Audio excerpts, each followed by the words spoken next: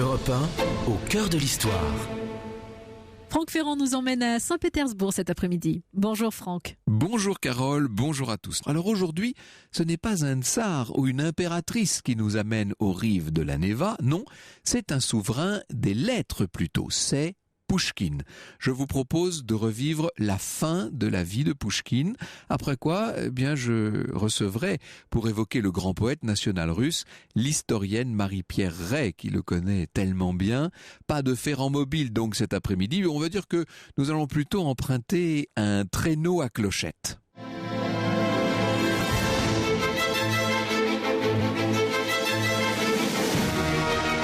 Europe 1, 14h-15h, au cœur de l'histoire. Franck Ferrand. Cette date, les russophiles la connaissent bien, et même en Russie, tous ceux qui ont de près ou de loin étudié un peu la littérature. Nous sommes le 27 janvier 1837, il est midi passé. On entend un traîneau se rapprocher et on est sur le pont Tsepnoï de Saint-Pétersbourg. À ce moment-là, Pouchkine aperçoit Danzas. Danzas, c'est un ancien camarade de lycée. C'est quelqu'un en qui il a toute confiance et vous allez voir qu'il en faut de la confiance pour lui confier la mission qui va être la sienne. Danzas, crie Pouchkine, j'allais chez toi, monte avec moi dans le traîneau, accompagne-moi, je vais à l'ambassade de France où tu seras témoin d'une explication. Danzas ne demande pas d'autre explication, il suit son ami et les voilà donc à l'ambassade où ils sont reçus par Monsieur Darchiak. Monsieur Darchiak est là pour représenter les intérêts d'un certain Georges Dantès.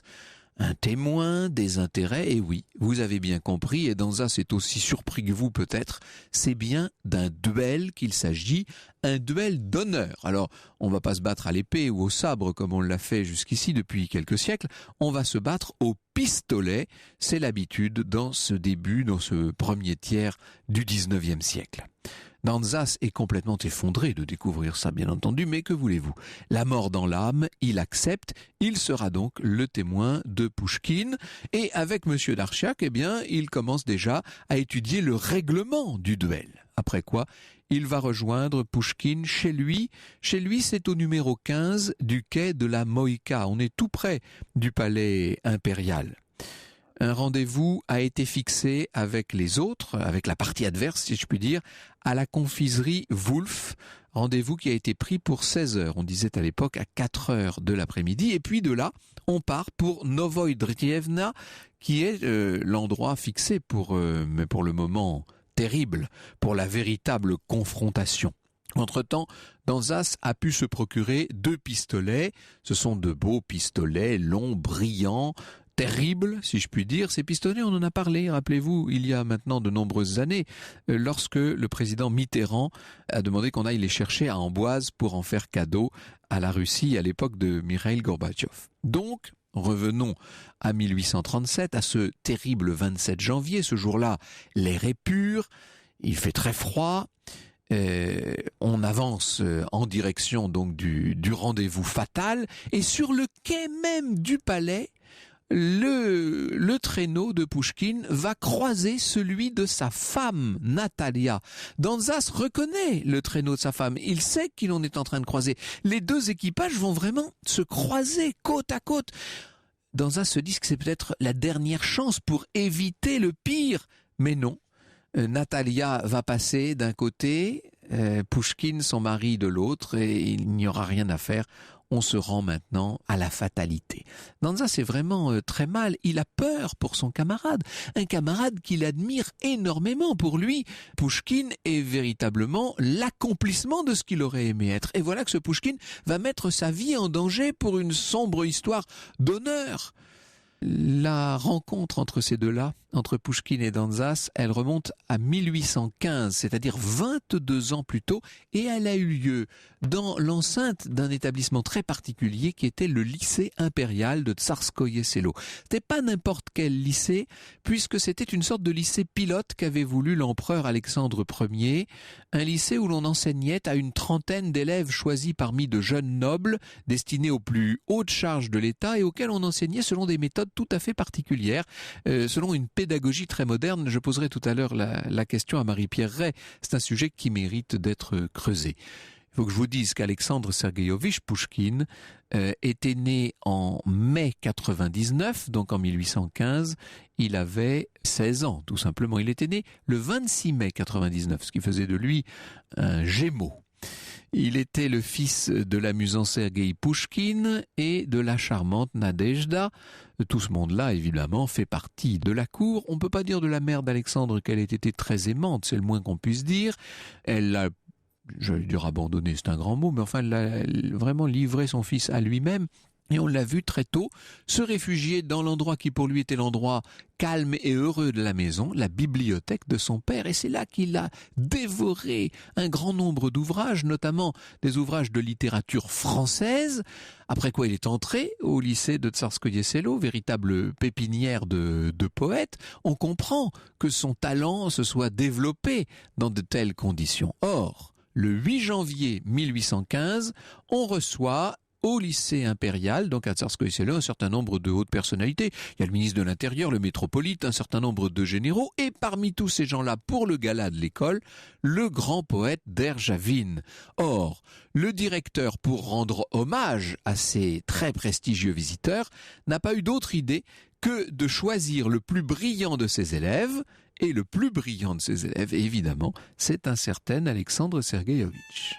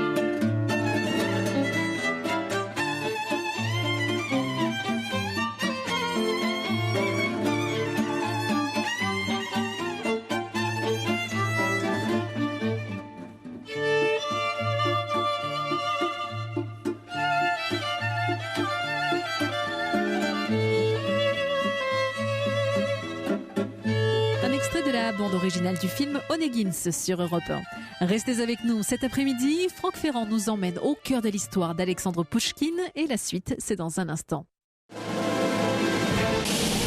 Europe 1, au cœur de l'histoire. Franck Ferrand. Franck, vous évoquez cet après-midi le parcours de Pouchkine et au début de sa vie, il dévorait les livres avec un attrait particulier pour la littérature française. Il faut imaginer ce que devait être Pouchkine, ce que devait être Alexandre Sergueïovitch quand il était tout jeune, lorsqu'il avait donc 16 ans et qu'il était au lycée impérial de Tsarskoye Selo. Imaginez-le assez maigre, presque basané, avec des cheveux crépus. Et oui, il a du sang africain par sa mère. Il se trouve que l'un de ses aïeux était un esclave noir et ça va jouer un rôle très important, ça, dans la conscience, dans la maturation de Pouchkine. Bref, ce jour-là, devant l'aréopage impérial au grand complet, cet élève qui est encore Alexandre va lire un poème de Derzhavin, un poème qui s'appelle Souvenir de Tsarskoye Selo, qu'on n'a plus aujourd'hui d'ailleurs. Et ce poème, il le lit tellement bien, il y met tellement de cœur et tellement d'âme que le grand poète est complètement bouleversé, qu'il a le visage en larmes et qu'il vient embrasser Pouchkine. Pouchkine, de ce jour-là, aura été en quelque sorte reconnu comme un poète. Imaginez, il a 16 ans. Alors, de nombreuses années plus tard, ce fameux 27 janvier 1837. Il est là, à côté de son témoin, de cet ami qui date de l'époque, qui date de 1815, à côté de Danzas. Il arrive à la maison dite du commandant sur les coups de 5 heures. 5 heures, à cette époque de l'année, janvier, à Saint-Pétersbourg, ça veut dire qu'il fait déjà quasiment nuit. Son rival Dantès est là, avec son propre témoin, qui s'appelle Archiac. Et donc, on les voit avancer dans la neige haute et molle. Il y a une brise glacée absolument terrible qui rugit dans les broussailles. On a choisi l'emplacement du duel à environ 300 mètres de la route, dans une espèce de clairière. Et plus on avance vers cet endroit fatidique, et plus la neige est profonde. On enfonce maintenant quasiment jusqu'aux genoux. Les deux duellistes vont se mettre en position à distance. Alors, qui y a-t-il en face de notre Alexandre Pouchkine, de 36 ans, qu'il faut imaginer cheveux ébouriffés, donc très noir, avec ses grands yeux, dans ce visage triangulaire dévoré par les favoris, sous sa pelisse d'ours qu'il a fallu qu'il quitte, évidemment, pour les raisons du duel.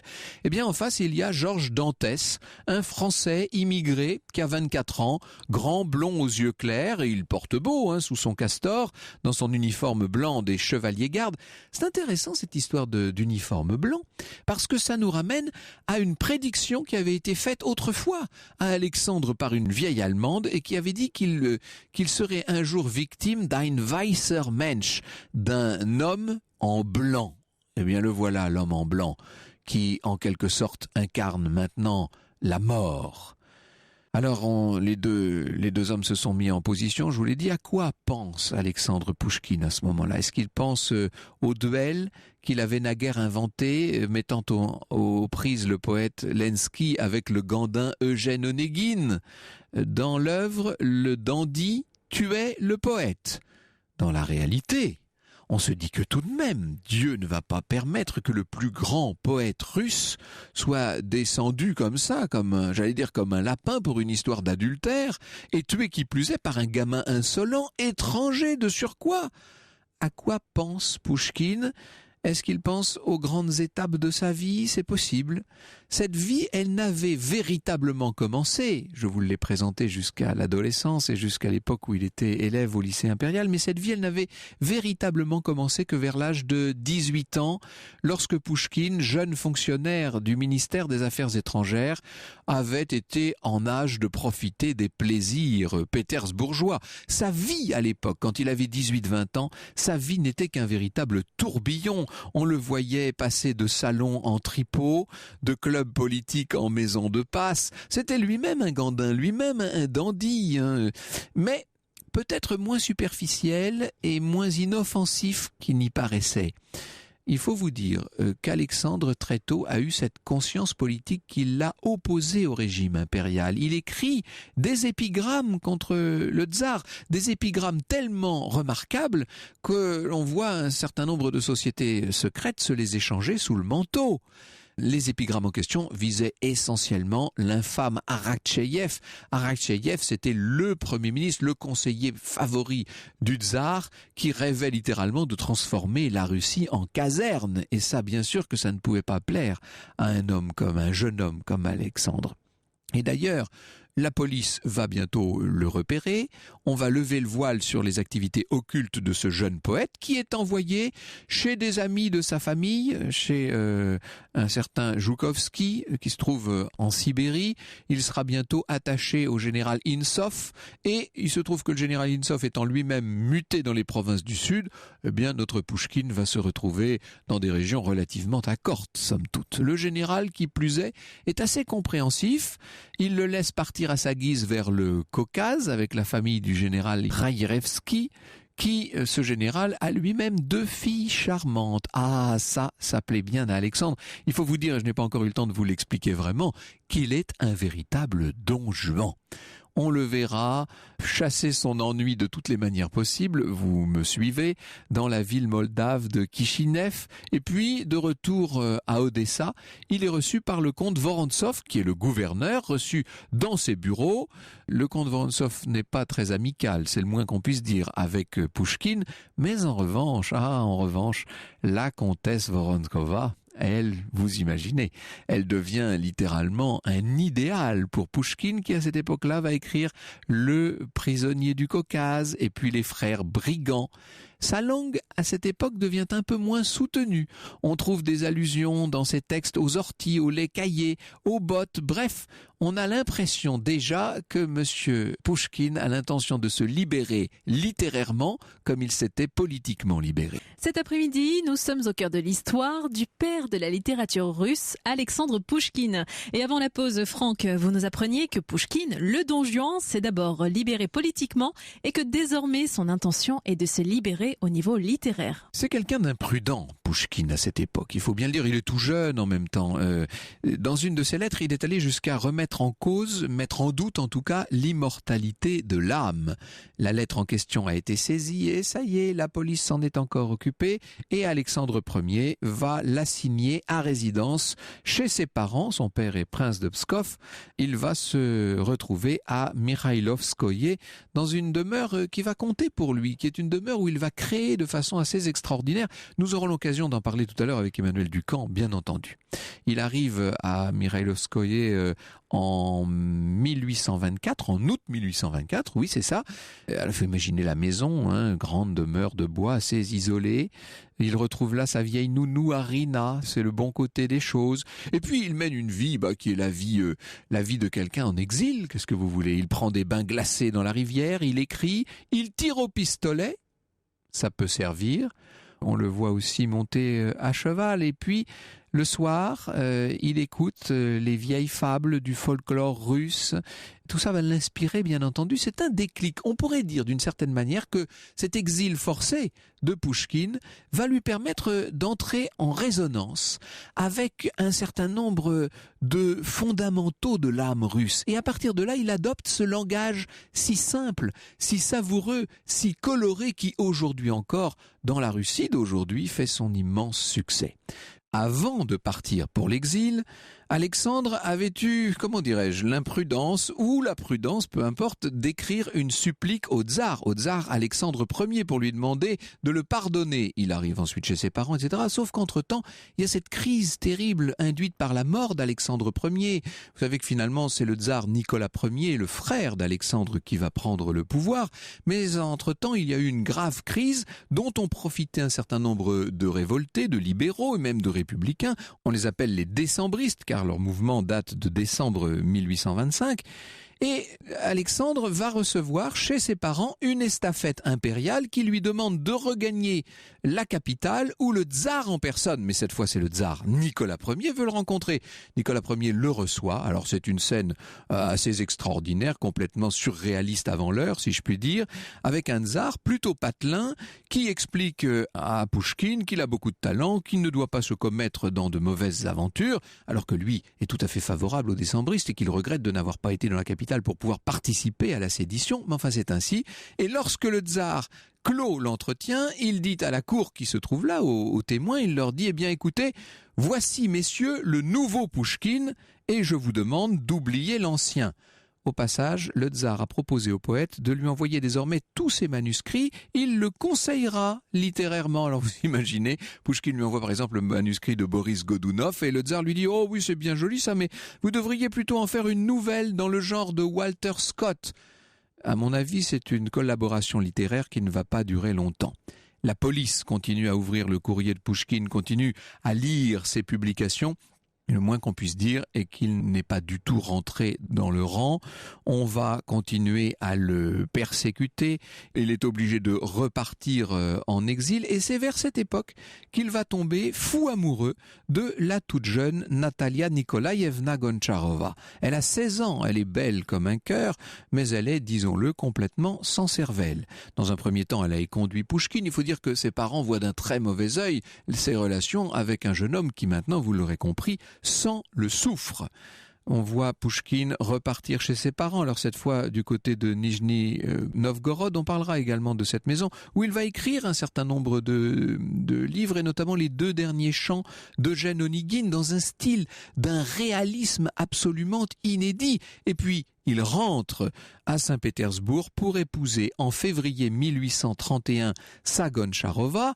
tout irait bien s'il n'était pas fou de jalousie. Et c'est la jalousie qui, d'une certaine manière, va tuer Pouchkine, car apprenant que des rumeurs existent sur le comportement de sa femme, on le traite de cocu, de roi des cocus, de chef de l'ordre des cocus, tout ça lui plaît pas du tout, inutile de vous dire, et il se persuade que ces épigrammes, que ces libelles viennent du milieu diplomatique, des diplomates étrangers en poste auprès de la cour, notamment du baron de Ekeren, qui est l'ambassadeur de Hollande, et comme il ne peut pas s'attaquer au baron lui-même, il va s'attaquer à son fils adoptif, qui est un Français du nom de Georges Dantès. Et voilà pourquoi il se retrouve dans ce champ neigeux face à Georges Dantès, et voilà pourquoi les deux hommes vont se tirer dessus. Alors, le premier coup est parti de Georges Dantès, il a écroulé littéralement Pouchkine, qui va essayer de regrouper ses dernières forces pour tirer à son tour sur Dantès, qui s'effondre à son tour. Bravo, dit Pouchkine, qui tombe littéralement sans connaissance. Et son agonie va durer maintenant des jours entiers, une agonie terrible, dans des souffrances telles que ses amis n'osent même pas se tenir dans sa chambre ou dans sa maison. Et le matin du 29 janvier, nous raconte Henri Troyat, la souffrance diminua dans ce corps rompu. Au début de l'après-midi, Pouchkine rendit le dernier soupir. Son visage prit alors une expression de sagesse souriante. Bonjour Marie-Pierre Ray. Bonjour. Dans un instant avec vous, nous allons revenir sur les circonstances terribles de cette mort tellement précoce. Et puis bien entendu, ce sera l'occasion de reparler de toute la vie du poète. Europe 1, au cœur de l'histoire. Revient dans un instant. Europe 1, au cœur de l'histoire. Et cet après-midi sur Europe 1, nous nous intéressons à l'incroyable vie d'un poète, d'un dramaturge et d'un romancier russe, Alexandre Pouchkine. Et à ce propos, Franck Ferrand, vous êtes accompagné par Marie-Pierre Ray, professeure d'histoire russe et soviétique à l'université Paris 1, pour en parler. Je parlais donc à l'instant, Marie-Pierre Ray, des circonstances de la mort de Pouchkine, cette agonie effrayante. Il n'y avait pas moyen d'éviter ce duel ? Oh, ce duel est le fruit des circonstances. On a l'impression d'une sorte d'engrenage en fait qui se met en place et qui est finalement impossible à éviter. Chacun étant prisonnier de son rôle, pourrait-on dire. C'est ça en fait. On a l'impression d'un fatum. Absolument. Le destin s'est mis en route et la tragédie ira jusqu'au bout en fait. Elle ira jusqu'au bout, comme le duel en fait dans Eugène Onegin, qui fait écho à la propre disparition de Pouchkine quelques années auparavant dans ce texte sublime, ce poème sublime qu'il a écrit. Et qui sera beaucoup plus tard mise en musique. Absolument. On peut dire de la mort de Pouchkine qu'elle a beaucoup heurté ses contemporains. Ça n'est pas du tout passé inaperçu, bien sûr. C'est une tragédie parce que Pouchkine est un homme jeune, 37 ans, lorsqu'il décède brutalement de façon aussi stupide. Et puis parce que il est déjà l'incarnation d'un renouveau, d'une naissance, pourrait-on dire, de la littérature russe, et qu'il incarne non seulement une écriture, mais également un combat en faveur des libertés. On en est conscient de cette révolution littéraire à l'époque. Oui. Dès le vivant de Pouchkine, on est conscient de la perte qu'on est en train de faire en fait. Oui, hein. Et ses contemporains, les grands noms déjà de la littérature contemporaine de Pouchkine, ont parfaitement conscience de la perte en fait que vient de subir la Russie. Je vous raconte une petite anecdote. Il y a quelques années, j'étais à Saint-Pétersbourg pour le tournage d'une émission de télévision et nous avions de gros soucis avec le matériel qui n'était pas arrivé. Donc il a fallu louer du matériel, etc. Ça a été très difficile.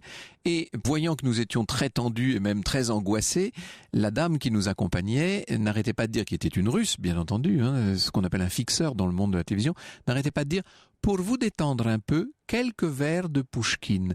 Et je sentais, alors ça agaçait particulièrement l'équipe et notamment le réalisateur, mais je sentais que chez cette femme, il y avait le sentiment de nous faire un cadeau. Quelques vers de Pouchkine, c'était comme du baume sur une plaie en fait. Oui, parce que c'est une poésie d'une très grande beauté. D'abord, il y a la musicalité des vers, il y a cette sérénité, cette pureté également. Il n'y a rien d'inutile chez Pouchkine. Forme d'équilibre et de perfection. Voilà, équilibre et perfection dans une sorte de classicisme nourri quand même d'un peu de romantisme, pourrait-on dire. Et puis, c'est aussi à la fois une littérature très universelle et profondément russe par les thèmes qu'elle aborde. Alors, Yanie Gavariou Parouski, je ne parle pas russe, mais comment est-ce qu'on définirait la poésie de Pouchkine pour ceux qui n'ont pas la chance de l'entendre ou plutôt de la comprendre en russe ? Alors en fait, c'est chantant. Oui, c'est une véritable musicalité, un rythme, une rythmique et en même temps une langue simple, accessible à tous. Et ça, c'est quelque chose qui est très important parce que justement, parce qu'elle est simple et musicale, on la retient. Et c'est ce qui explique que les Russes connaissent des vers et des vers entiers de Pouchkine depuis l'enfance.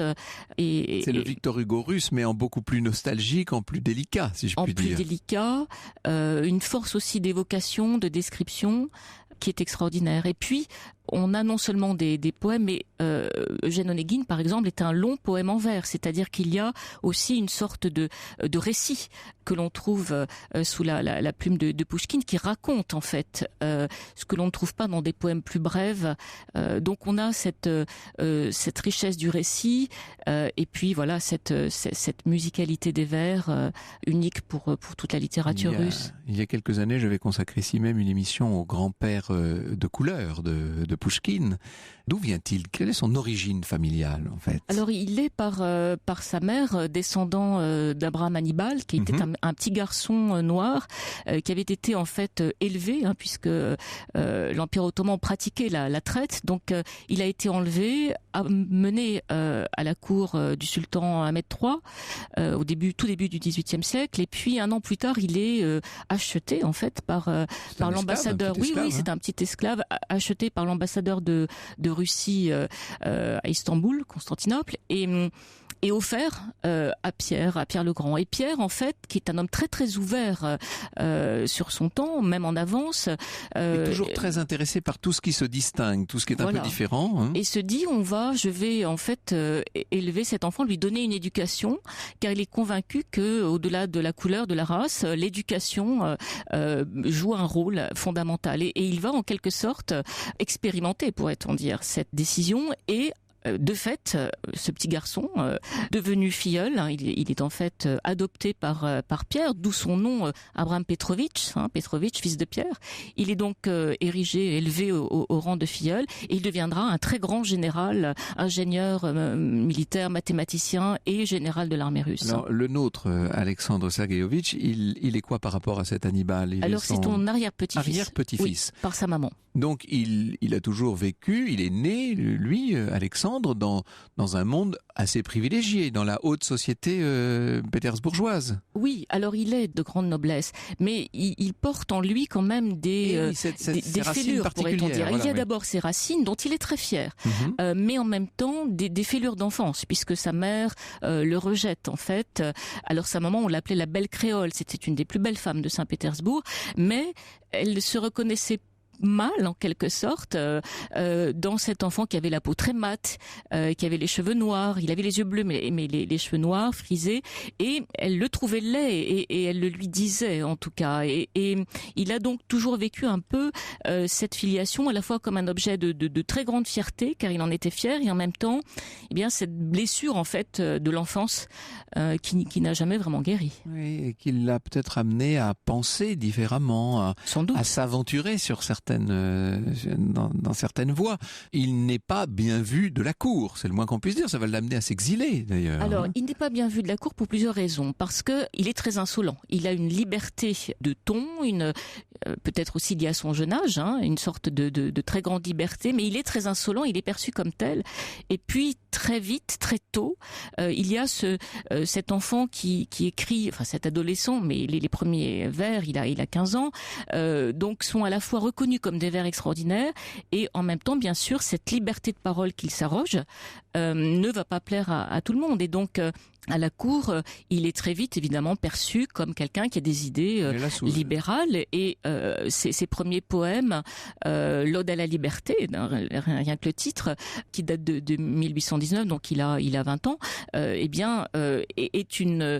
non pas une déclaration de guerre à l'autocratie, mais quand même est un texte qui montre à quel point le jeune poète ne se reconnaît pas dans le régime autocratique tel qu'il est Alexandre Ier en l'occurrence, puisque c'est le célèbre ennemi de Napoléon qui est sur le trône de Russie à cette époque-là, qui est lui-même en train de se poser de grandes questions dans ces années 1818-19. Alors c'est en même temps la richesse de cette période, c'est que Pouchkine est élevé, si on peut dire, quitte la maison familiale pour aller au lycée de Tsarskoye Selo à l'âge de 12 ans, il va y entrer, quitte un lycée qui a été créé par Alexandre Ier au moment où, dans une phase libérale, il souhaite à la fois doter les enfants des élites d'une bonne éducation et surtout, il souhaite que cette éducation soit homogène parce que jusque-là, les enfants étaient plutôt éduqués à domicile et on avait donc des disparités très grandes selon évidemment la qualité du précepteur.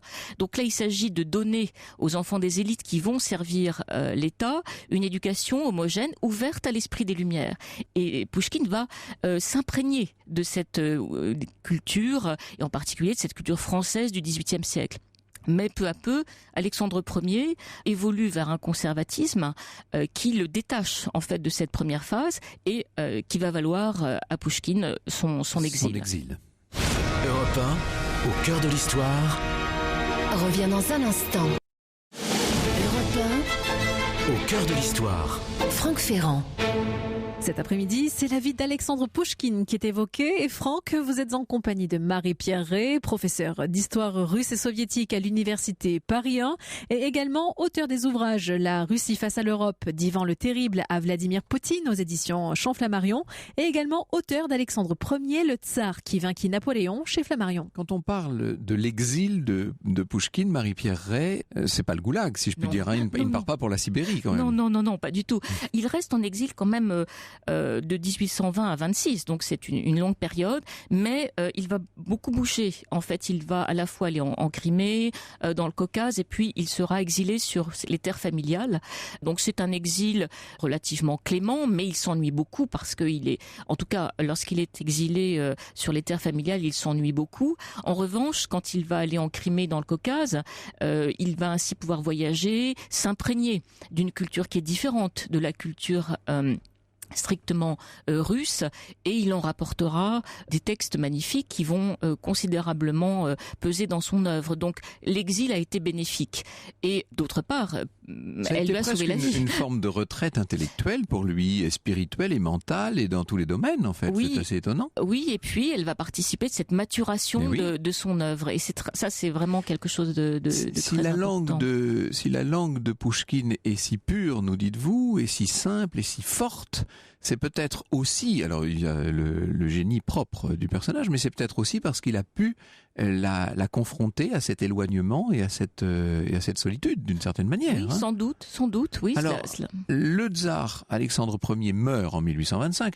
Nous sommes bien placés, et vous et moi, puisque nous en avons parlé ici même déjà, pour savoir que cette mort est une mort très mystérieuse, pleine d'énigmes, mais c'est pas du tout le sujet d'aujourd'hui. Toujours est-il que le nouveau tsar, le frère d'Alexandre Ier, Nicolas Ier, va modifier le statut de Pouchkine.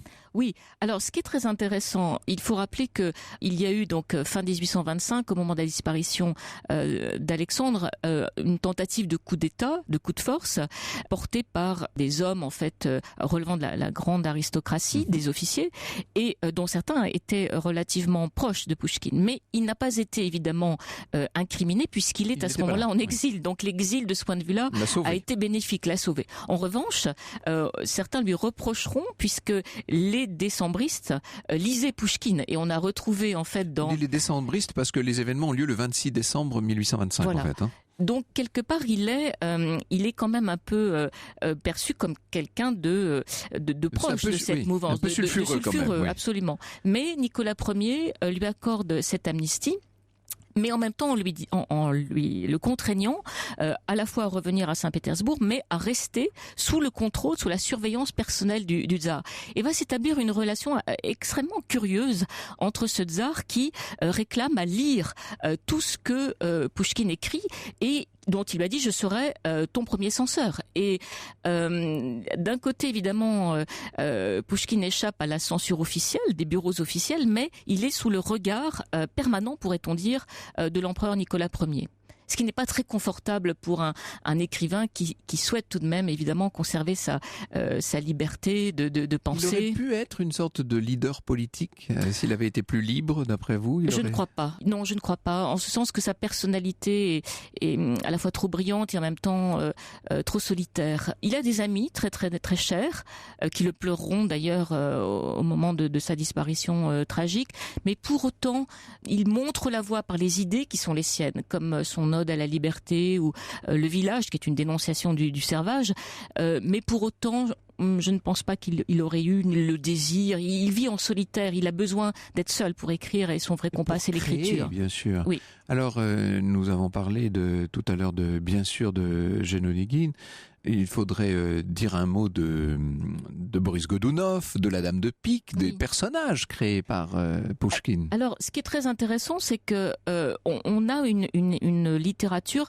C'est en ce sens qu'elle plaît toujours et qu'elle est si importante pour les Russes, qui est à la fois, donc on l'a dit, extraordinairement neuve par son écriture, mais également qui accorde une importance très grande aux événements historiques russes, dont Boris Godunov, évidemment, et la représentation emblématique. Donc c'est à la fois une écriture, et il envisageait même aussi d'écrire une histoire de Pierre le Grand. Donc il y a une dimension historique, un enracinement. Il ne faut pas oublier qu'on est dans la période historiciste qui, évidemment, ailleurs en Occident, que ce soit en Grande-Bretagne, en France, va exploser littéralement avec les drames romantiques, Walter avec Scott, les romans de Walter Scott, etc. bien sûr. Donc il s'inscrit un peu dans cette mouvance, aux marges, devrait-on dire peut-être, de cette mouvance. Oui. Il écrit des romans, des nouvelles, des poèmes, bien entendu. Je l'appelais le poète tout à l'heure au sens le plus hellénique du terme. Le poète, celui qui fait, celui qui crée. C'est un créateur d'univers en dehors de la langue. Oui. Et en même temps, voilà, profondément ancré dans la réalité russe de son temps.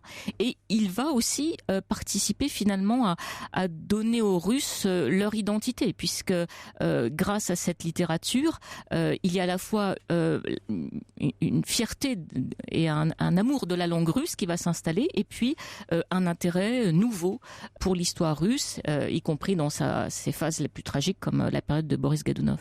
Nous sommes tous héritiers du manteau de Gogol, disait Dostoïevski.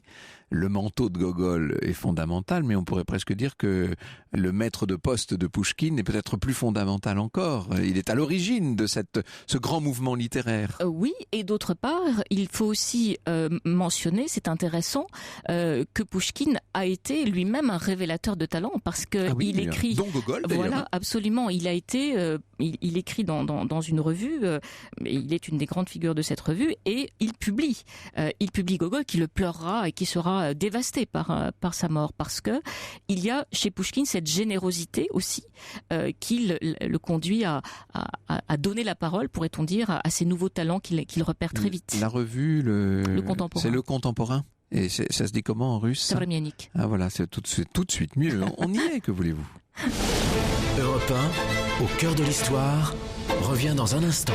Et aujourd'hui, Franck, vous nous emmenez au cœur de l'histoire de Pouchkine avec votre invité Marie-Pierre Ray, auteur et professeur d'histoire russe et soviétique à l'université Paris 1, et l'historien d'art et ancien professeur à l'école du Louvre, Emmanuel Ducamp, vous a également rejoint. Oui, je suis heureux de recevoir Emmanuel Ducamp, qui est historien d'art, qui a été professeur à l'école du Louvre, qui connaît la Russie comme sa poche.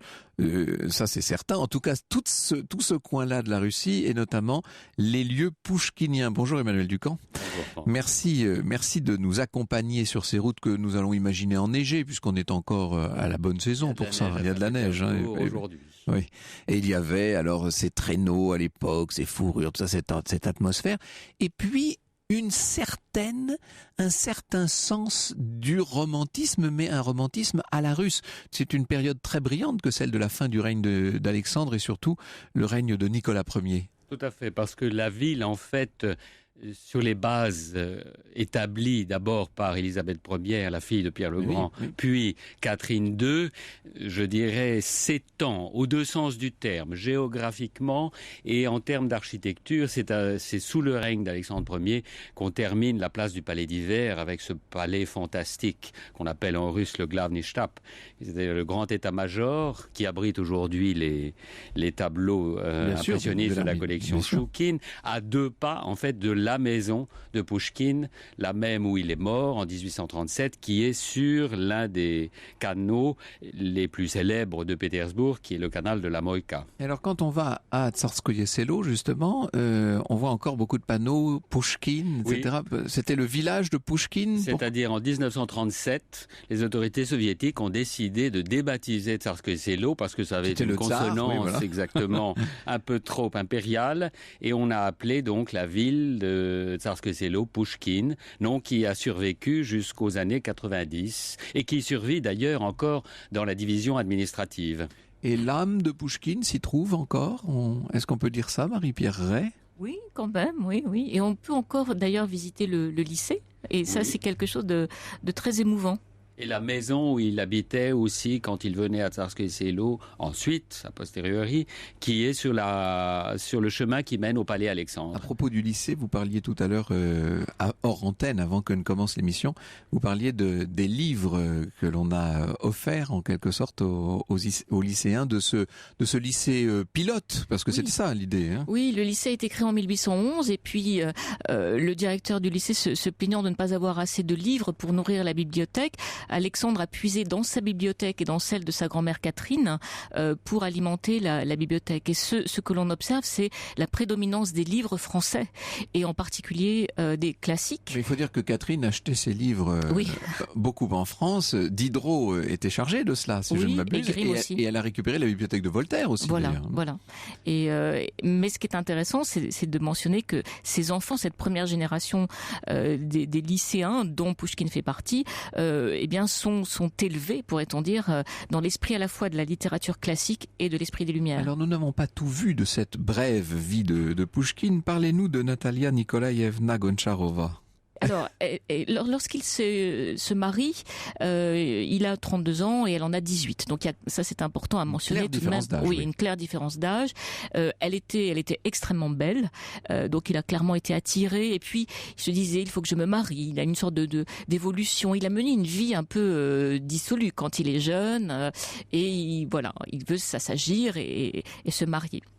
Et la famille d'ailleurs de cette jeune fille n'est pas au départ extrêmement favorable au mariage parce que il a cette réputation de légèreté. Bon, et ça fait beaucoup de réputation. Oui. La réputation d'un esprit fort, absolument. La réputation d'un homme léger. Oui, mais bon, finalement, il écrit d'ailleurs plusieurs lettres, dont une très belle à sa future belle-mère pour essayer de la convaincre. Et en même temps, ces lettres montrent qu'il a lui-même des doutes. Et de fait, le mariage va s'avérer finalement peu assortie. Elle est extrêmement jolie, mais ce n'est pas une intellectuelle. Vous racontez tout à l'heure ce moment où ils se croisent sur le quai. Elle aurait pu, là, à ce moment-là, c'était la dernière chance possible pour arrêter le destin, en quelque sorte. Et puis ça n'a pas lieu. Chaque traîneau poursuit sa route. C'est vrai. Alors, elle aime s'étourdir de fête. Elle est assez frivole. Et il sera toujours à court d'argent. Ça, c'est une autre fatalité, en fait, qui va peser sur ce couple en fait, et c'est pour ça qu'il travaille, parce qu'il a besoin en permanence d'argent, donc il faut qu'il écrive, parce que pour certains de ses articles en fait il est rémunéré pour mais ça ne suffit pas. Et donc on a une sorte elle est très exigeante de ce point de vue-là. C'est une coquette, disons les choses. Oui, c'est une coquette qui ne prend pas la mesure du génie de Pouchkine. Oui. Et c'est aussi une autre tragédie en fait de ce couple, c'est le décalage en fait qui s'accroît, et lui est de plus en plus ours, pourrait-on dire. Il vit très très mal en fait la vie de cour dont sa femme aime à s'étourdir. Il ne se reconnaît pas dans ce monde, et plus il s'en écarte, plus évidemment les difficultés augmentent, et jusqu'à la tragédie ultime qui est ce duel qui est le fruit de rumeurs, qui est le fruit de ce monde un peu malsain de la cour. C'est très intéressant de voir que la vie de Pouchkine reflète en quelque sorte exactement l'état d'esprit de la Russie aristocratique, de la bonne société pétersbourgeoise et même moscovite de cette époque. On n'est pas encore dans l'époque de Tolstoï, de Tchekhov, de Dostoïevski. On est à la génération d'avant, si on peut dire, Emmanuel Ducamp. Oui, mais on est dans une génération qui regarde déjà l'Europe et qui cherche à s'en inspirer. Quand on parle d'Alexandre fondant le lycée en 1811, c'est parce que l'empereur sait qu'il faut déjà réformer la Russie. Et c'est un courant qui existera pendant tout le 19e 19e siècle, mais chaque souverain, Catherine II elle-même le disait déjà, et s'était heurtée en premier aux réactions négatives de sa propre aristocratie, qui n'en voulait pas, comme en France, juste avant la Révolution, et Alexandre Ier pensera à réformer le régime, et il sera très influencé par le précepteur libéral que sa grand-mère avait choisi pour lui, la harpe, et on voit cette société russe, en fait, qui est toujours, je dirais, presque contradictoire et paradoxale.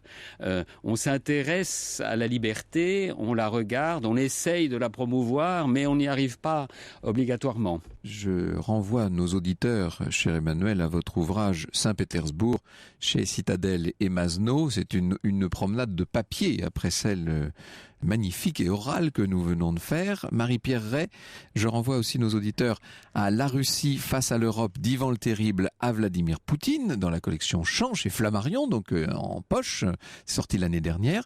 Et puis, Le Tsar qui vainquit Napoléon, Alexandre Ier, vous étiez venu nous en parler, est paru chez Flammarion il y a quelques années maintenant, en 2009. Et c'est un livre passionnant sur un tsar d'une richesse, d'une variété, d'une profondeur pleine de surprises. Merci beaucoup à tous les deux de nous avoir fait voyager dans cette Russie merveilleuse, immémoriale, dans la Russie de Pouchkine.